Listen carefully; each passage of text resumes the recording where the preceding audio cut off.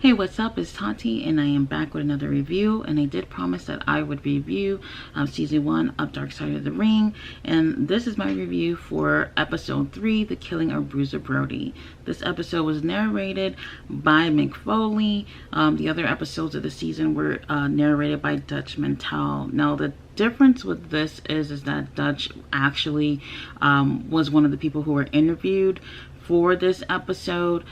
So he was one of the people who were there, not necessarily who witnessed the murder, but was there during, the events surrounding the murder of Bruiser Brody.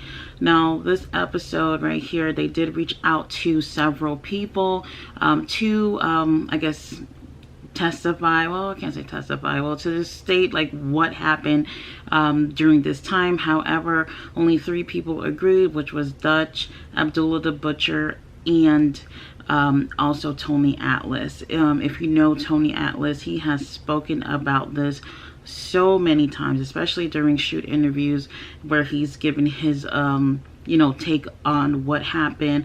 And from what I can remember, his story has always been the same. I've never really heard any inconsistencies with the events that happened. He was the one who basically witnessed majority of everything that happened that night.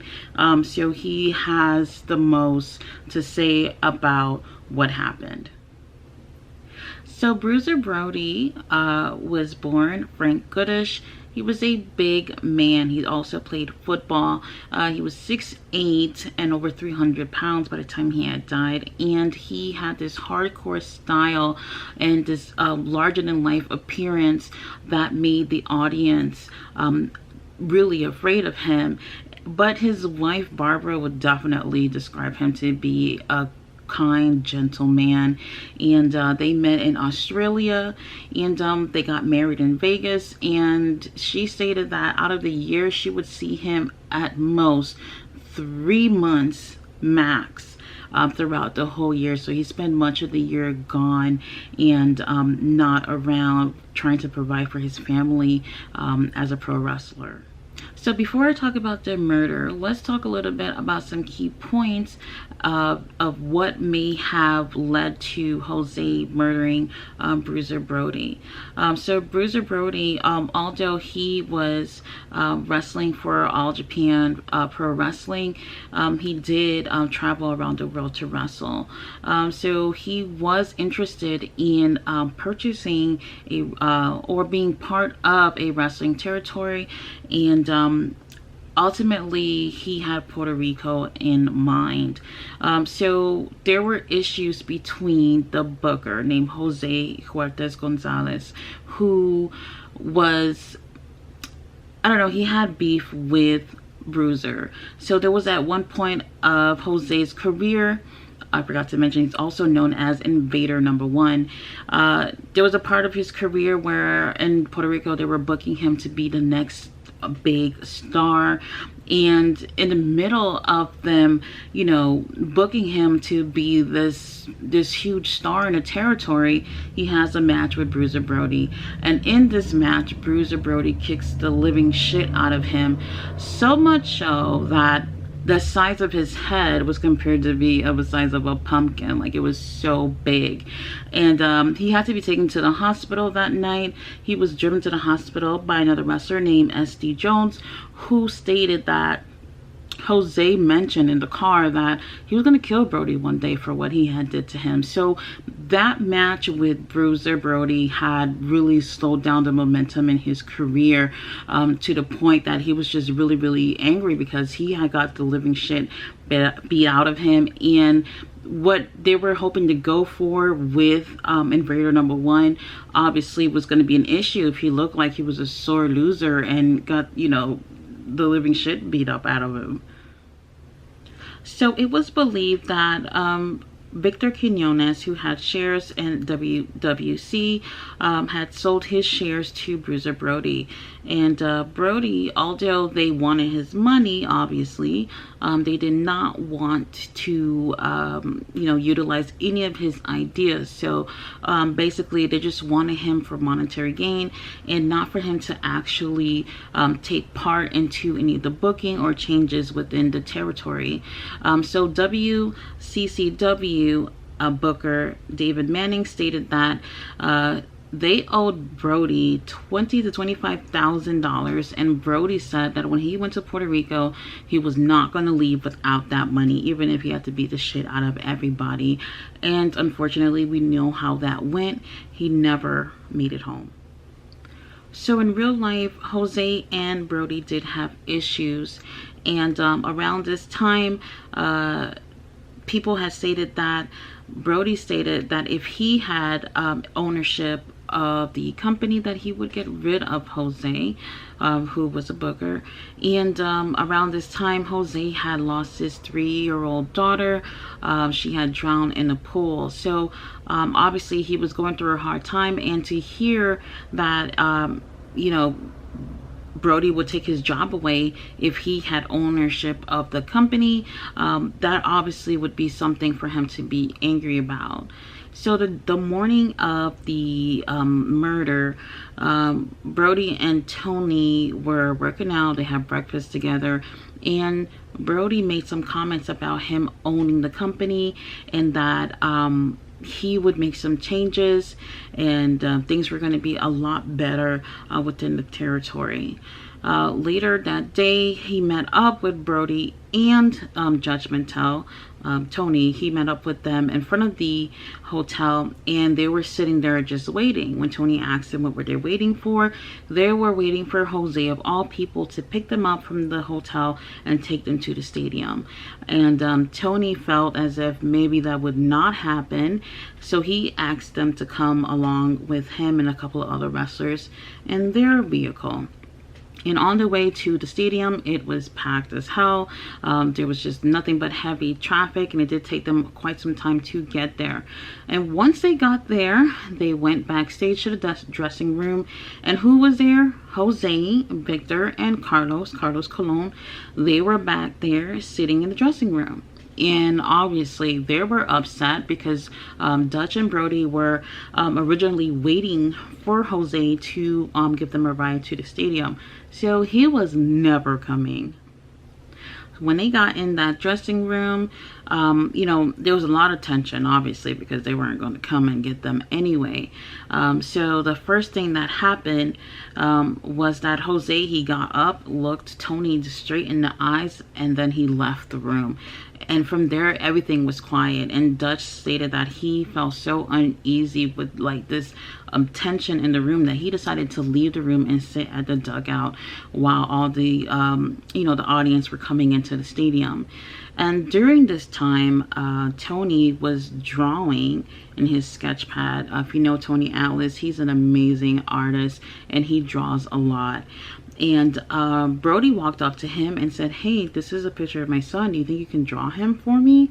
He said yes. And before he can even take the picture from Brody, Jose was at the door and asked Brody to come over and talk to him. So Brody walks over to Jose with the picture of his son in his hand and his bag in the other. Tony said he didn't hear what was going on. I guess the doorway was far from where he was sitting at, and he just continued to draw on his sketch pad. And after a while, he looked over to Carlos Colon, who was sitting on the opposite side of the room, and all of a sudden he heard this like really weird like sound coming over from Brody. He looked over and he saw Brody hunched over and like kind of holding like his stomach. So he figured that Jose had just punched him in the stomach. And then again, he heard Brody making that same sound, and he get up to check. And as he's going over, he sees Jose standing there with a knife in his hand and blood is dripping. So I forgot to mention that when he called him over, Tony stated that he realized that he had his hand wrapped with a towel. He didn't think anything of it. it wasn't really anything to think about, but you know, in hindsight, that probably is what he used to hide the knife, and he probably had it in his hand since the moment he had called him over. So Tony runs over and grab Brody, and as he grabs him, Jose drops the knife back down again, probably to stab him, and ends up cutting off his ponytail. And he grabs him and they run back into the dressing room. Jose is still at the doorway, and at this point is where Carlos Colon figured, hey, it's time to step on in and do something. And he goes over and he tells Jose to stop and pushes him out the way. And by then the damage is already done. So Tony is helping Brody onto the ground. He stated that he felt his intestines, okay? His intestines was out of his stomach, and he touched it, and his hand was just full of blood, and he had no idea what to do. He was freaking out, and he kept trying to talk to him. And at this point, Carlos Colon comes back in the room, and he's trying to approach Brody, and Tony is just absolutely upset, and he's cursing him out, and he's ready to fight so he can get them away, because he has no idea what's going on. And he wasn't sure who to trust, because Brody had told him that please get them to stop. Like, he kept saying them, like as if it was more than just one person. And he said that Tony said that that was like a big thing to him at the moment, because he figured that there were other people involved, and he only saw Jose, and he had no idea if anyone else was involved. So Carlos did try to talk to him, and Tony was not having it, but Brody said it's okay, that he can come over and talk to him. And he told Carlos, please take care of my family. And I think the reason why he said that was because of the money that was involved. Something happened to him, that money that was his share that he put into the business, they can just give it to the family. That's what I'm assuming is what he meant by that. So at this point, Dutch is making his way back to the dressing room, and on his way to the dressing room, another wrestler told him that Brody was stabbed by invader number 1, who's Jose. He was not sure what was going on, and when he went to the room, he did see Brody's body on the ground. At this point, he did not pass away. He saw Jose speaking to someone else in the shower. So it's like one of those clear showers. It's clear, but not clear enough to see through, but he can see like his silhouette and someone else's silhouette in the shower, and they're talking and they're arguing. When Jose comes out of the shower, his shirt is completely torn. He had a blood on him, and all he did was just walk over Brody's feet and left the room. And Dutch was at a disbelief, like you literally just walked over him like it was nothing. Tony states that it took about 30 to 45 minutes for the ambulance to come. It was a big show, and so many people were coming over to see the show, so it did take quite some time to get there. When the EMS did come over, they could not lift Brody. He was over 300 pounds, 6 feet 8. They could not lift him, so Tony had to lift him onto a gurney so that they can get him into the ambulance. And the whole ride over, Tony stated that he sang to Brody. He was very, very scared, and he tried to say encouraging things. And the whole time that he was laying on the gurney, he was still holding onto the picture of his son. So they made it to the hospital, and Tony stated that after about 15 minutes it took for him to find a doctor that spoke English and that could be able to communicate with them. And after speaking to the doctor about what happened, the doctor specifically stated that a stabbed wound in Puerto Rico is equivalent to a cold in the US, and that it was nothing. And that pissed off Tony, and Tony grabbed him and carried him all the way to Brody, who was laying there in the in the emergency room. And when he saw him, he started examining him to see what was going on. While he's examining him in the waiting room, Tony goes and takes off his shoes. And when Tony takes off his shoes, his feet was blue, super blue. And when the doctor saw that, he started calling for help from the medical staff to assist him with getting him to the operating room. So at this point, Tony is so upset. He punches a hole in the wall. He's yelling and screaming, and he's a big dude. So people who were in the waiting room and the staff, they were absolutely terrified. And while they were operating on Brody, everyone was scared. And he kept banging on the operating door. He just wanted to know what was going on, if he was still alive, if everything's okay. No one was able to communicate with him because of the language barrier. Once the doctor did finish with the surgery, he came out and spoke to Tony and told him that he had a 2 8-inch lacerations, one in his stomach, and I believe like one around here, and I believe it was the left side. No, actually, I think it was the right side. So that was, you know, those two. And then also he said that he got his intestines back together and back into his stomach. And also that there was significant damage to the liver due to it being stabbed by the knife. They said that he was stable and that the staff wanted Tony to leave because they were absolutely afraid of him. So meanwhile, back at the stadium, Abdullah the butcher finds out about what happened, and he thought it was a rib. And unfortunately, someone did end up confirming with him that Jose actually did stab Brody. So later on, Jose actually comes back to the show. I guess he cleaned himself up, changed his clothes, and just walked in there and just act like nothing ever happened. And word started traveling around the arena about what happened, and people figured that this was just part of the show and that it was nothing real. And that became a big issue. So Tony ends up coming back to the arena, and he was to go against the Iron Sheik.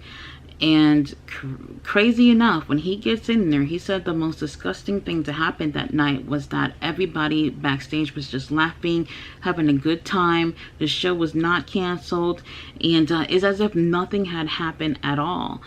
So he ends up getting in the ring with the Iron Sheik, and as they lock up, the Iron Sheik asks Tony, how was Bruiser Brody doing? And as they locked up, he was like, oh, you know, he got stabbed. It was Jose who did that. When he found out it was Jose, he got so upset that he walked off. And their match was like not even more than 2 minutes for sure. And he went back there and he wanted to give a piece of his mind to Jose. So Tony, obviously not being able to wrestle on his own, he's making his way backstage. And Savio Vega stops him with his bags and say, bro, you need to get the hell out of here. They're looking for you because they're running your mouth and something might happen to you. He ends up taking his bag and he spends the night at the beach, and he was paranoid the whole night, thinking that somebody will find him and probably end up stabbing him or killing him over him talking about what happened to Brody. So he stated that he spoke to an officer at the stadium. When he talked to the officer said, did you see what happened? And he said, yeah, I saw what happened. And before he can even say it was Jose, the officer stated, did you see what fan stabbed Brody? And he was so upset because it was not a fan. He knew it was Jose, and he told the officer that it was Jose. And at that point, those who may have been involved were upset about him saying that it was Jose who actually stabbed him.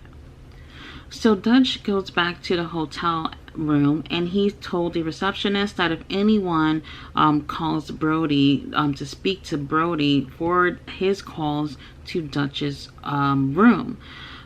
So he was waiting to speak to his wife Barbara about what happened. But at the same time, Nancy Colon, who was Carlos's wife, she was calling Barbara. So it was around midnight when she started calling. And by 1 o'clock, Barbara answered the phone, thinking that somebody was just trying to prank her because they kept calling over and over. She answers the phone, and Nancy told her she should come over to Puerto Rico and don't really give any information. So Barbara, she calls the hotel, and her call is forward to Dutch's room, and Dutch tell her that she should come to Puerto Rico, that something had happened with Brody, but he does not go into detail about what happened.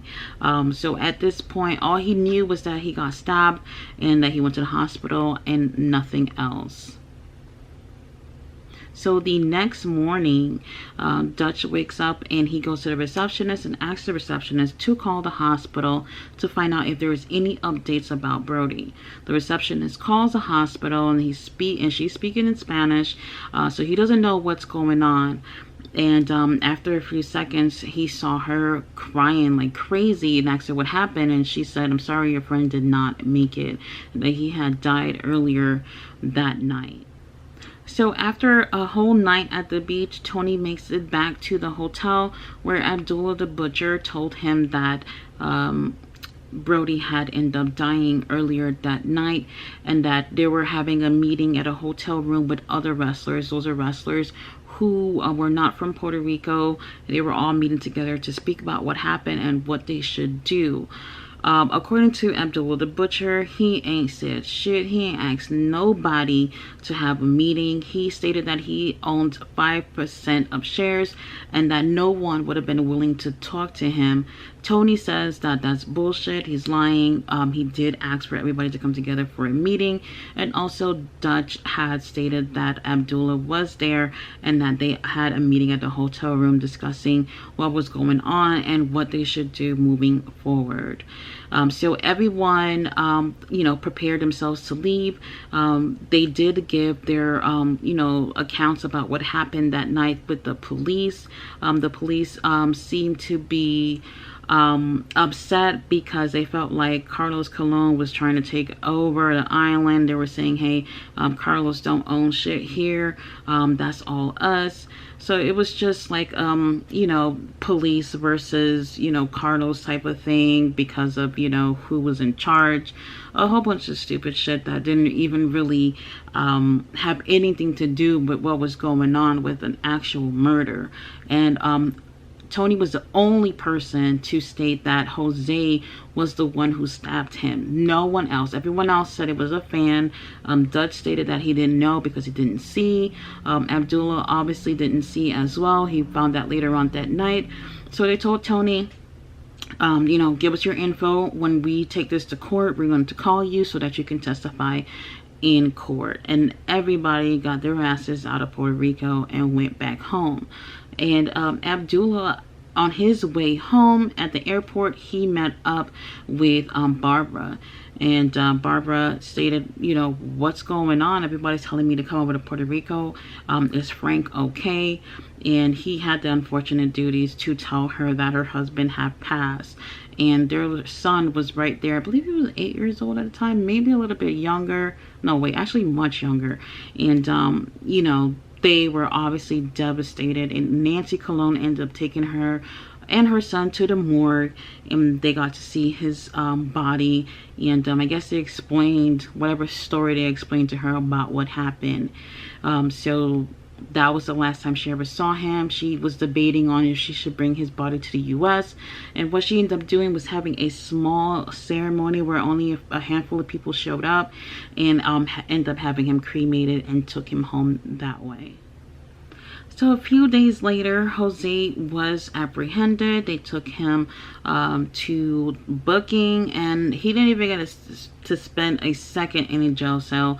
Someone ended up bailing him out immediately. He was able to go home in a very short amount of time. So honestly, nothing really happened to him. So while everyone kept saying that it was a fan who attacked him, at some point Jose actually testifies that he did stab Brody, but it was out of self-defense. And the sad thing is that two things. The knife was never found. All he had to do was say that Brody must have did something to him. People believed it because Brody was huge. The way he presented himself as a wrestler and not as a real life person, people would assume that, hey, that's his character. He's violent. He's aggressive. That's how he is in real life. I'm pretty sure Jose, a smaller man, was absolutely afraid of his life and had to defend himself. And people absolutely believe that. And he was acquitted of those charges. So all he had to do was just say it was self-defense, and within minutes, trial was over, and he was a free fucking man. And unfortunately, Brody never got justice. His family never got justice. Tony ends up finding out about this on TV when they were showing it during the news. And he was so upset because they never contacted him to testify in court. That may have made a big difference in this trial. And unfortunately, no one asked for him to come. Dutch also gave his information so that he could show up. He received his subpoena 10 days after the verdict. Can you believe that? That's just absolutely insane, that nothing's happened. And you know, they showed a clip of Carlos Colon doing a shoot interview at the end of the episode, where he's being asked about what happened. And he's saying, oh, it's too sad to talk about. Let's talk about something else. Like, it was just so sad that he couldn't say a word about what happened. Honestly, I feel like he knows the truth and he didn't want to talk about it. He probably was going to look like a liar, like he was guilty. So his best thing to say was that it was just too sad to talk about. Let's move on. And honestly, anyone who was involved in any way are just fucking losers. And the sad thing was that they got no money. The money that Brody put into the business, they obviously ate that up. So the family didn't get anything.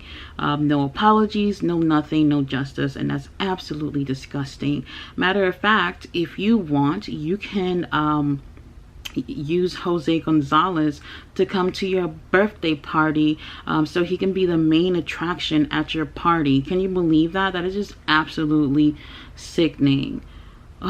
It's just, I mean, honestly, I wish Tony or anybody else would have been able to testify that day, because the outcome may have been different. Maybe if it wasn't different, at least people would have known that there was another side of this story that did not get to be told. And unfortunately, it's just all too late. Guys, thanks so much for watching my review. This was just an absolute horrible thing that happened. And rest in peace, Brody.